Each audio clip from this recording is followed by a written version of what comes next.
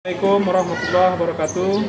Yang saya hormati dosen Universitas PGRI Adibuana Surabaya. Perkenalkan, nama saya Devi Swendra, guru PPKN SMK Negeri 1 Kota Nopan. Sekaligus saya mahasiswa PPG dalam jabatan tahun 2022 kategori 1 di LPTK Universitas PGRI Adibuana Surabaya. Pada kesempatan kali ini, Rabu 5 Oktober 2022, saya akan melaksanakan uji kinerja di SMK Negeri 1 Kota Nopan, Kabupaten Mandailing Natal, Provinsi Sumatera Utara. Praktek pembelajaran saya kali ini dilaksanakan di kelas 12 Akuntansi Keuangan Lembaga dengan materi pokok peran lembaga penegak hukum dalam menjamin keadilan dan kedamaian. Berikut video uji kinerja saya. Selamat menyaksikan. Assalamualaikum warahmatullahi wabarakatuh.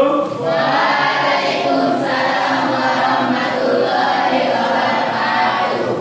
Selamat pagi. Pagi, Pak. Apa kabar hari ini? Baik, Pak. Alhamdulillah. Untuk memulai pelajaran kita hari ini, silakan ketua kelas pimpin doanya. Siap, bro. Sebelum kita mulai pelajaran pada pagi ini, ada baiknya kita berdoa. Berdoa dimulai.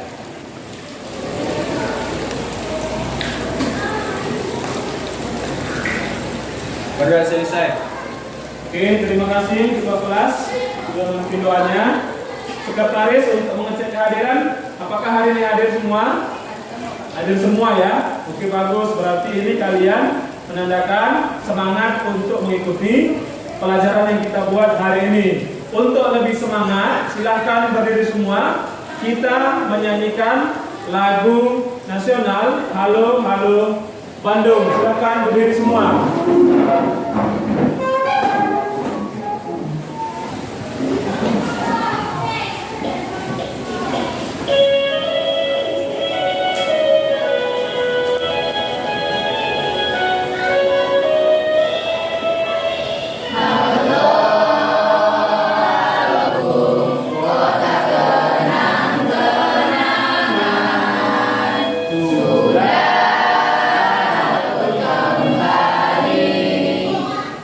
Oke, silakan duduk semua.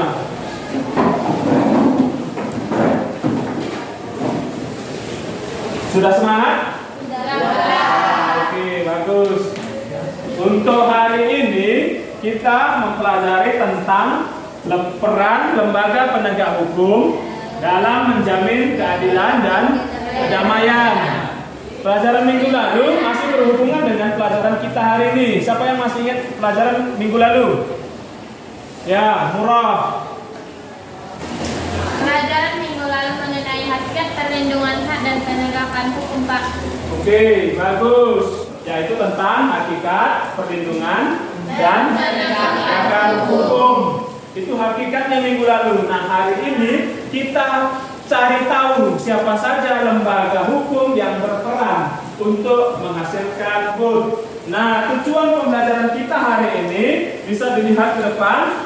Yang pertama, menjalankan dalam praktik perlindungan dan penegakan hukum untuk menjamin keadilan dan kedamaian. Itu yang pertama. Yang kedua, nanti kalian diharapkan mampu berperilaku jujur dalam praktik perlindungan dan penegakan hukum. Yang keempat, tujuan pembelajaran kalian nanti mampu menyajikan hasil evaluasi praktik perlindungan dan penegakan hukum yang ada di Indonesia. Yang kelima, kalian mampu mendemonstrasikan hasil praktik tentang perlindungan dan penegakan hukum yang ada di Indonesia dengan benar. Oke, tadi Bapak sampaikan judul pelajaran kita hari ini tentang peran lembaga penegak hukum. Peran lembaga penegak hukum. Lembaga penegak hukum siapa yang tahu? Si Royhan. Kepolisian satu. Oke, yang lain siapa lagi? Ya. Pengadilan berarti dia masuk ke hakiman ya. Ada lagi yang namanya jaksa. Habis itu KPK. Oke, yang terakhir misalnya kalian lupa itu adalah pengacara.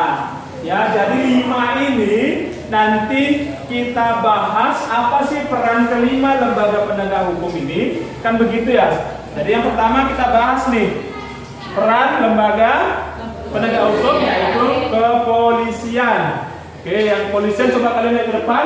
Nih, kepolisian itu diberi kewenangan bukan sembarangan, tapi ada dasarnya. Yang pertama, dasarnya adalah dasar hukumnya, yaitu pasal 16 Undang-Undang Republik Indonesia tahun 2022 nomor 12 ya. Nah, isinya itu ada Bapak Rika sini, ada sekitar 4 wewenang kepolisian. Yang pertama, melakukan penangkapan, penggeledahan dan penyitaan.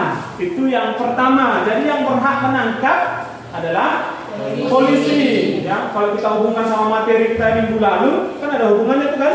Tidak boleh main hakim sendiri. Ya, jadi yang kedua, memanggil orang untuk diperiksa.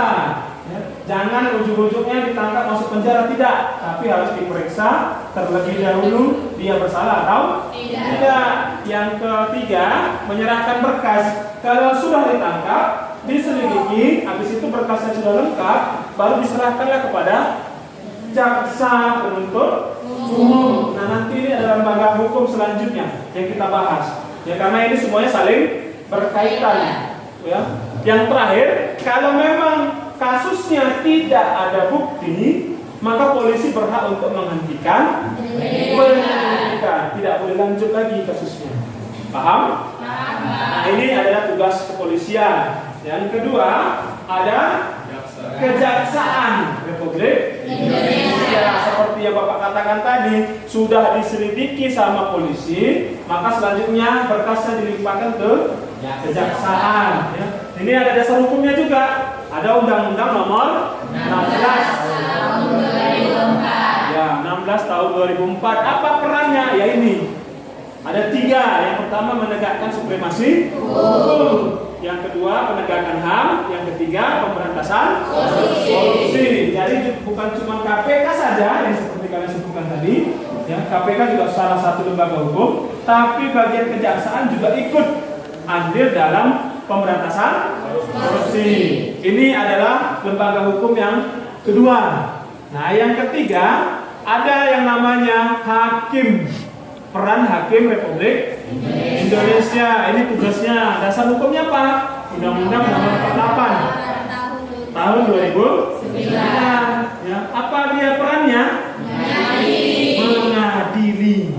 Ingat ya, tadi sudah diselidiki sama polisi, berkasnya diambil, diserahkan ke kejaksaan. Jaksa menuntut berdasarkan kasusnya, berapa tahun dia dituntut, itu jaksa yang menentukan. Sudah ditentukan peraturannya, maka harus diadilin di pengadilan seperti kata kawan kalian tadi. Jadi runtut ya. Pengacara, kalau bahasa di luar sana advokatnya. Ya, tugasnya ada jelas ini, ada dasar hukumnya. Kenapa mereka membela maling misalnya? Pertanyaan kalian kan gitu. Karena memang jelas di Indonesia ini dijelaskan bahwasanya ada satu azas, walaupun dia ketangkap tangan tetap dianut azas tidak bersalah sebelum diadilin di pengadilan sama hakim. Paham, ini ada dasar hukumnya. Undang-Undang nomor 18 tahun 2003. Ya. Dia bisa membuat tangkisan, kan? Lihat ke depan, ada tangkisan, ada sangkalan, ada memberikan buktian, ada membantu hakim ya, dalam mencari kebenaran. Yang terakhir, yang paling mungkin terkenal sama kalian itu adalah lembaga hukum KPK. Tugas mereka itu cukup berat, ya, cukup berat. Ini dasar hukum mereka. Nggak sembarangan mereka melakukan tugasnya. Ada dasar hukumnya. Yang pertama itu dasar hukumnya tahun 2002 nomor 30. Ya, ada dasar hukum yang Undang-Undang nomor 30 tahun 2002. Apa tugasnya ini? Melakukan pemberantasan korupsi. Ya, kalau sudah korupsi hilang, mudah-mudahan Indonesia makmur sejahtera. Ya, itu tugas utama mereka. Ya, jadi sudah 5 Bapak sebutkan, 5 kita bahas. Ya, yang pertama tadi kepolisian, yang kedua ada jaksa, yang ketiga ada hakim, yang keempat ada KPK, yang kelima ada advokat atau pengacara. Nah, yang kelima ini, kalau kalian lihat, apakah sudah sesuai perannya mereka melakukannya? Sudah, oke, bagus pertanyaannya ya. Sudah kalian lihat ya. Sudah mereka lakukan semua tugasnya. Tapi coba lihat video kali ini. Pemirsa, Hakim Pengadilan Tinggi Jakarta mengabulkan banding mantan jaksa Pinangki Sirna Malasari. Dalam putusan banding, Pinangki difonis 4 tahun penjara, setelah sebelumnya difonis 10 tahun penjara. Pinangki merupakan terpidana dugaan suap kasus pengurusan fatwa Mahkamah Agung $300.000 dan yang dijatuhkan juga jatah sebesar $1 juta. Suap dalam mantan politikus Partai Nasdem Andi Depan Jaya diterima Pinangki untuk mengurus permintaan fatwa ke Mahkamah Agung. Melalui kejaksaan agung agar Joko Chandra tidak dipenjara saat kembali di Indonesia. Selain itu, jaksa penuntut umum meyakini Pinangki melakukan pencucian uang atas suap yang diterima serta pengumpaman jahat untuk mengurus permintaan fatwa ke Mahkamah Agung melalui kejaksaan agung agar Joko Chandra tidak dipenjara saat kembali di Indonesia. Sebelumnya, jaksa penuntut umum melayangkan tuntutan untuk terdakwa Pinangki Sirna Malasari dengan dipidana 4 tahun penjara dan denda sebesar $500 juta subsidi 6 bulan. 4 Februari 2021, jaksa Pinangki divonis bersalah sebelum dengan hakim anggota agama. Jadi kalian katakan lembaga penegak hukum kita itu sudah melakukan tugasnya dengan baik, tapi kenyataannya nih ada satu jaksa yang menerima suapnya bukan sedikit ya. Janjinya itu adalah $1 juta, $1 juta kali 15.000 itu berapa duit? 15 miliar. Banyak ya? Dari video tersebut kira-kira ada pertanyaan? Ya, Faisal silakan. Mengapa film tersebut melakukan itu? Oke, bagus. Terima kasih. Silakan duduk. Kenapa lembaga penegak oknum penegak hukum itu melakukan itu ya? Faktornya katanya. Apa sih yang menyebabkan? Ya. Kira-kira ada yang mau bisa jawab? Ya, silakan Ricky. Karena masih kurang sama gajinya kayaknya. Oke, bagus. Silakan duduk. Kata kawan kalian ini Ricky, dia mengatakan, oke, bagus jawabannya. Ada jawaban lain kira-kira? Ya, Natia. Kurang iman Pak, makanya dia begini. Oke, bagus. Silakan duduk. Ya, kurang iman. Ya, makanya dia tergiur ya. Duitnya besar kan? 15 miliar. Ya, seakan-akan besar gitu ya. Oke, ada kira-kira jawaban lain? Ya, Sakdi, silakan. Karena hukumannya nilai terlalu ringan Pak. Oke, bagus. Silakan duduk. Kira-kira ada pertanyaan lain? Ya, silakan. Kira-kira solusinya apa Pak supaya hal tersebut tidak terjadi lagi? Nah, ini bagus pertanyaannya. Silakan duduk, Nak Nikmah. Jadi, kan sudah banyak tuh kasusnya tadi. Kira-kira ada faktornya juga tuh. Ya, solusinya kira-kira apa? Supaya oknum di lembaga penegak hukum ini tidak melakukan itu lagi. Kan gitu ya? Oke, kira-kira siapa yang bisa jawab? Oke, bagus ya. Silakan duduk. Nah, untuk lebih memperdalam materi kita buat sebuah penyelidikan. Bapak bagi kalian ke 4 kelompok, masing-masing kelompok berjumlah 5 orang. Nah, silahkan bagi dulu kelompoknya. Kelompoknya masih berdasarkan kelompok kita minggu lalu. Silahkan kelompok 1 di sini, di sana ya. Kelompok 1 di sudut kiri Bapak. Kelompok 3 di belakang, sudut kiri juga. Kelompok 2 dan kelompok 4 di sebelah kanan. Silahkan dibagi kelompoknya.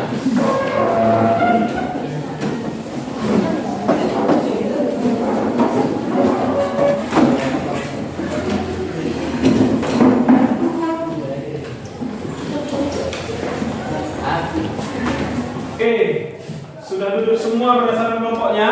Oke, ini kelompok 1, kelompok 3, kelompok 2, kelompok 4. Oke, bagus. Sebelumnya Bapak bagi LKPD dulu ya. Ini LKPD Bapak bagi masing-masing kelompok.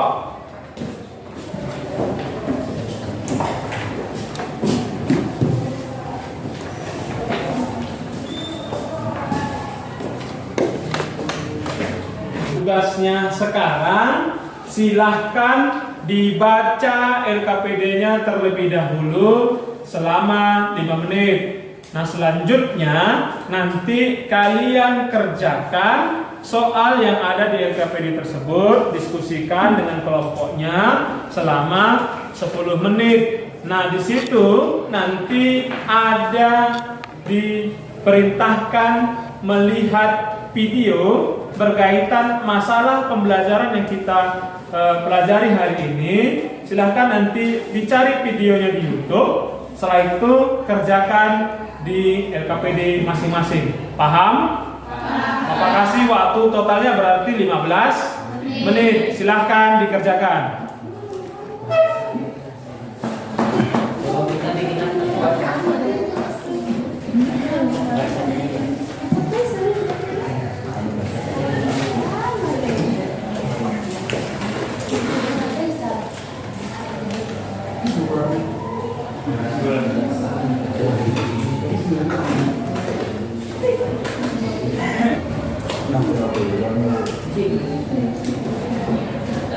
Kalau ada yang kurang paham, silahkan bertanya ke depan.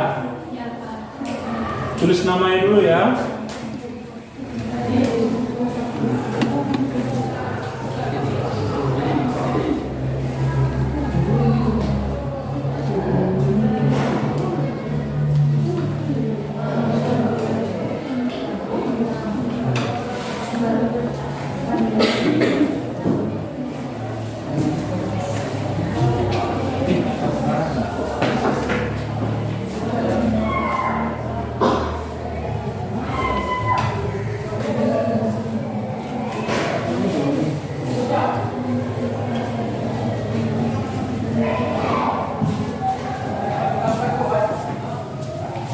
Paham? Sudah bisa dibaca semua kan? Oke, sudah. Kalau sudah siap, coba lihat langsung soalnya. Di situ nomor 1, coba lihat apa di situ diperintahkan. Cari video tentang lembaga penegak hukum yang melanggar ketentuan hukum berdasarkan undang-undang. Silahkan dibuka pakai handphonenya, silahkan dibuka handphone. Cari videonya di YouTube. Kira-kira lembaga hukum apa yang pernah melakukan tindak pelanggaran hukum? Silakan. Sudah siap? Udah ketemu kan videonya? Sudah, Pak. Sudah, oke, sudah ketemu videonya. Maka nanti kalian diskusikan di kelompok kalian masing-masing. Jangan lupa nanti linknya ditulis, judul beritanya apa, setelah itu cari faktornya, setelah itu peraturannya, dan yang paling penting yang kalian lakukan sekarang adalah solusi supaya tindak pelanggaran yang dilakukan oleh lembaga penegak hukum itu tidak terjadi lagi. Nah, setelah nanti kalian dapat semua, maka kalian masukkan ke dalam bentuk PowerPoint ya. Kelompok masing-masing kan ada punya laptop satu kan kawannya, ada di bawah kan? Oke, kalau sudah ada berarti tugas kalian itu mencari informasi, langsung masukkan semua yang tadi jadi permasalahan ke PowerPoint. Yang terakhir nanti adalah solusinya. Nah, setelah selesai nanti masing-masing kelompok presentasi di depan kelas. Paham? Oke, silahkan ambil keluarkan laptopnya.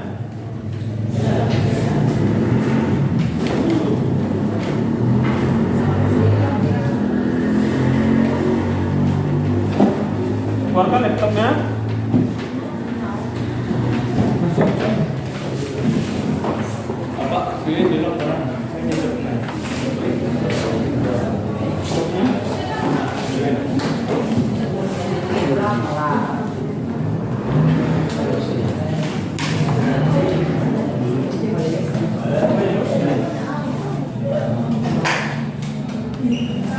Sampai cuy.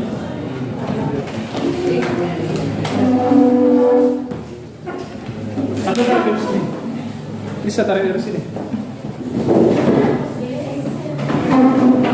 Sudah dikeluarkan semua bahan-bahannya? lihat cari video yang berkaitan masalah kita hari ini.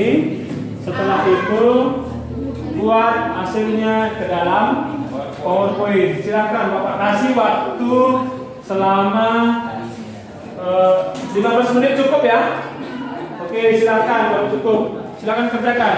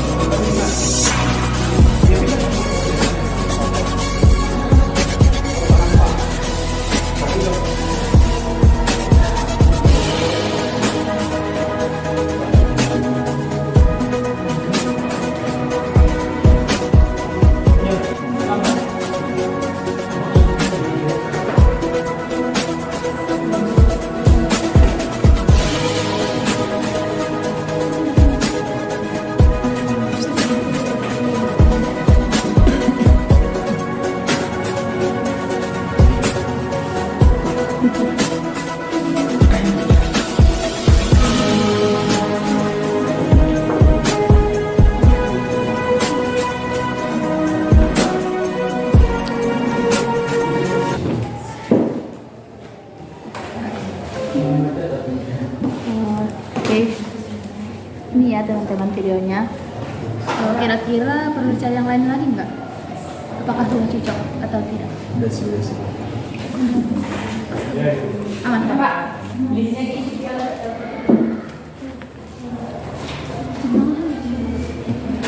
Ini kita udah dapat videonya kan? Kita tinggal pindahin aja ke sini.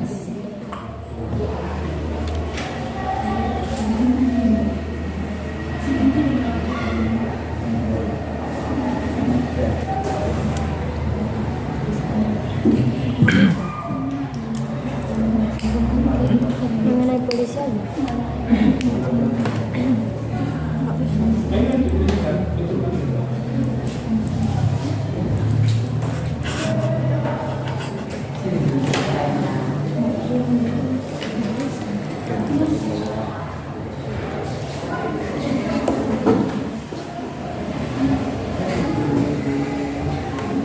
Linknya ditulis ya, juga di LKPD ya.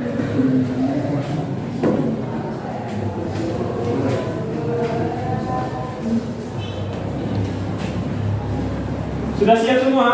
Sudah Pak. Sudah? Ada lagi yang belum? Sudah siap semua? Ya, kenapa kita?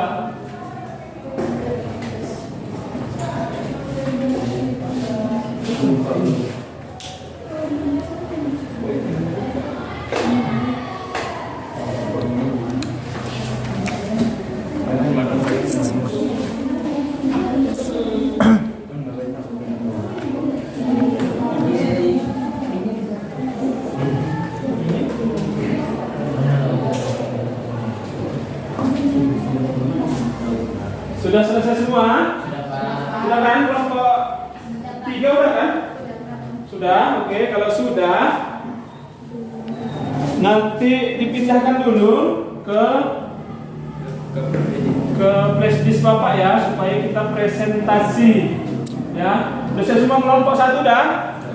Kelompok 2? Kelompok 3? Sudah? Kelompok 4? Sudah Pak. Oke, kalau sudah selesai semua, beri tepuk tangan untuk semuanya. Oke, sudah dikumpul semua tugas kelompoknya. Nah, sekarang kalian Bapak kasih kesempatan untuk mempresentasikan hasil diskusinya ke depan. Nah, nanti kelompok yang maju itu cukup diwakilkan 2 orang saja perwakilannya untuk mempresentasikannya, dan tugas kelompok lain silahkan didengarkan dan berikan tanggapan nanti atau pertanyaan setelah mereka menyampaikan hasil diskusi mereka. Paham? Ya. Oke, untuk kelompok yang maju Bapak pilih dari kelompok 2. Silahkan 2 orang perwakilannya maju ke depan untuk mempresentasikan. Siapa? Hikmah dan Delima. Ayo silakan. Oke,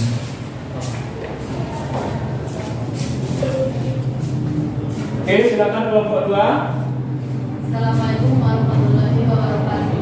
Waalaikumsalam warahmatullahi wabarakatuh.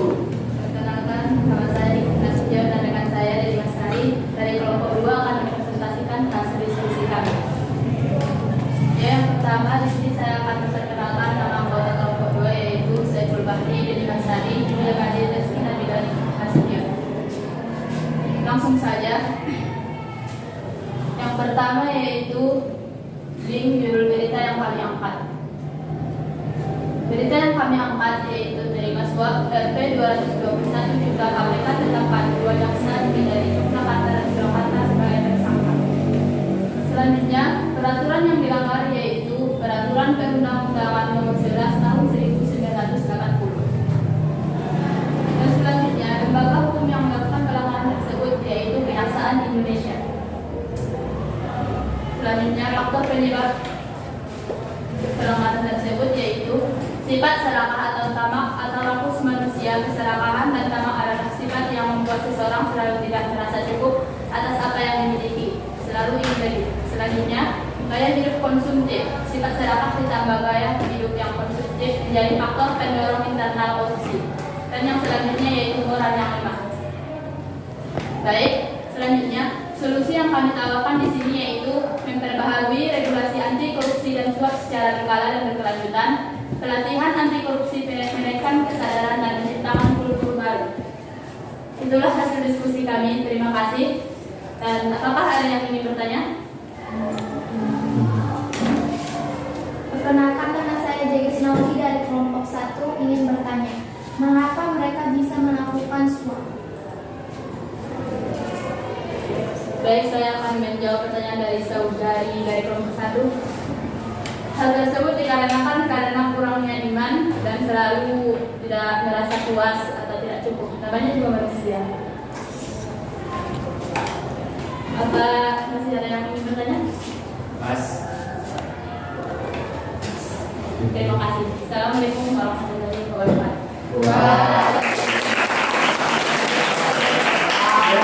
Kelompok 2 silakan duduk. Bagus ya diskusinya, dari berita sampai ke solusi yang ditawarkan sama kelompok. Oke, untuk yang terakhir maju kelompok 4 untuk mempresentasikan hasil kerjanya. Silakan 2 orang perwakilannya maju ke depan. Siapa perwakilannya? Ya, Tia dan Arum, silakan maju ke depan.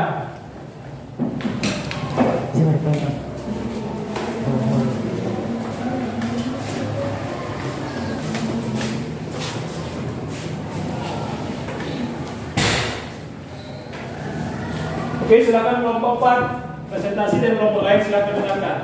Assalamualaikum warahmatullahi wabarakatuh. Waalaikumsalam warahmatullahi wabarakatuh.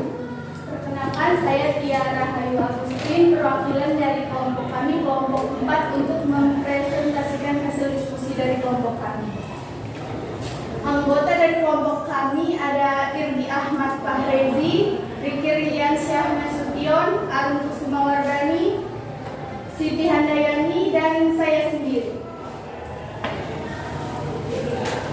Berikut adalah link berita YouTube yang kami angkat. Berita yang kami angkat adalah polisi berpangkat Bribtu di Palu yang menerima suap 4,4 miliar rupiah dari 18 calon siswa bicara Polri. Lembaga hukum yang melakukan kesalahan adalah oknum Polri. Faktor penyebabnya adalah kekurangan gaji, kekurangan iman, terlalu rakus, terlalu menyepelekan hukum, dan faktor lingkungan dan pergaulan. Peraturan yang mereka langgar adalah Pasal 12B Ayat 1 Undang-Undang 31 Tahun 1999 dan Undang-Undang Nomor 20 2021 yang berbunyi, setiap gratifikasi pada pegawai negeri atau penyelenggara negara dianggap pemberian suap apabila berhubungan dengan jabatannya dan berlawanan dengan kewajiban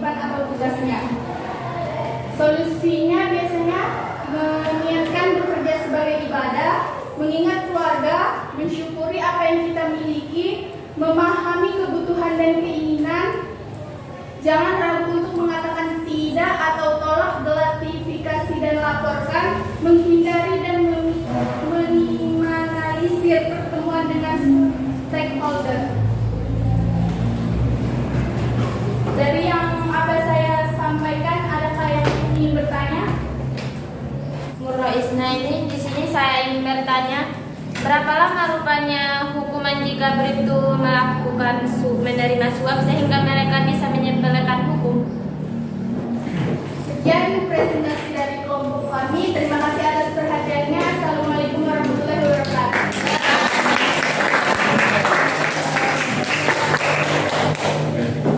Oke, sudah tampil semua kelompoknya. Ya, tepuk tangan semua untuk kelompoknya. Oke, dari diskusi yang sudah kita lakukan barusan, siapa kira-kira yang bisa memberikan refleksinya dari kegiatan kita? Ya, silahkan Delima. Baik, pelajaran hari ini menyenangkan, Kak. Kami dapat belajar melalui tayangan video YouTube dan memberi solusi dari permasalahan itu. Oke, bagus. Silakan duduk. Felicitasi ada 5 ya. Jadi hari ini kita melakukan pembelajaran yang menyenangkan Delima ya. Karena kita belajarnya dari permasalahan memang benar-benar ada yang dilakukan oleh lembaga penegak hukum kita. Kita ambil dari video YouTube. Setelah itu kita analisis bersama-sama kalian tadi dengan kelompoknya masing-masing hingga sampai menghasilkan solusi. Oke, maka sekarang kumpul LKPD tiap kelompok. Silakan bawa ke depan LKPD-nya. Perwakilan kelompok bawa ke depan LKPD-nya.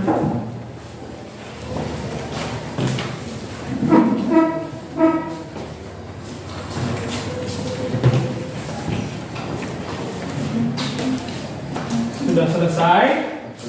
Untuk selanjutnya Bapak membagikan soal evaluasi terhadap pelajaran kita hari ini. Bapak bagikan soal evaluasinya ya, masing-masing satu orang. Silakan dikerjakan. Sudah dapat semua soal evaluasinya?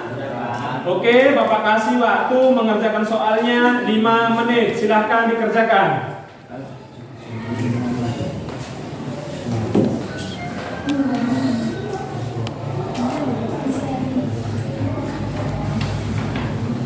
Jangan lupa ya tulis namanya.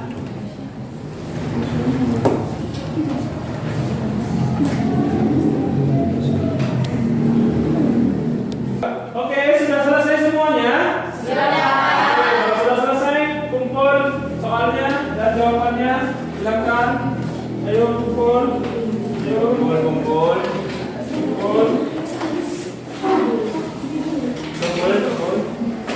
Bukan kumpul rezeki ya. Kita tanggal 11 ini. Makan tanggal 11.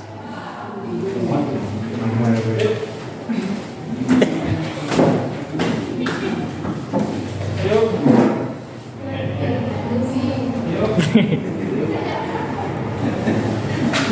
Oke. Sudah selesai soal evaluasinya. Oke. Dari pelajaran yang sudah kita laksanakan, kira-kira siapa yang bisa dapat menyimpulkan apa yang dipelajari? Silakan. Yo, Arum, silakan. Baik, saya akan memberikan kesimpulan pada pelajaran hari ini, yaitu lembaga penegak hukum itu baik karena sudah diatur dengan undang-undang, dan jika dijalankan oknumnya dengan baik, maka tujuan hukum itu akan tercapai seperti keadilan dan kedamaian. Oke, bagus. Terima kasih. Silakan dulu. Terus dulu.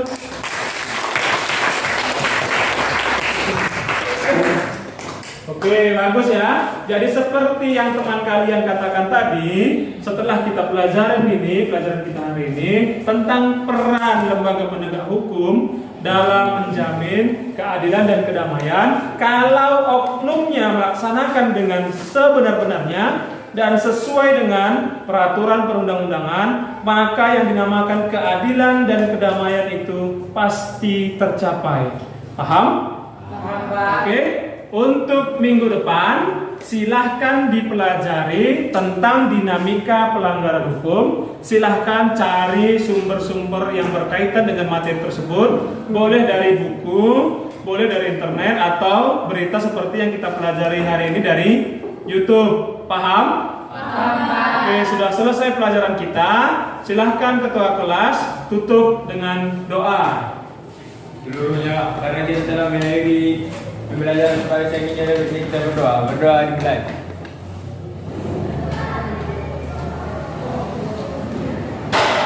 Selesai. Sampai jumpa minggu depan. Assalamualaikum warahmatullahi wabarakatuh.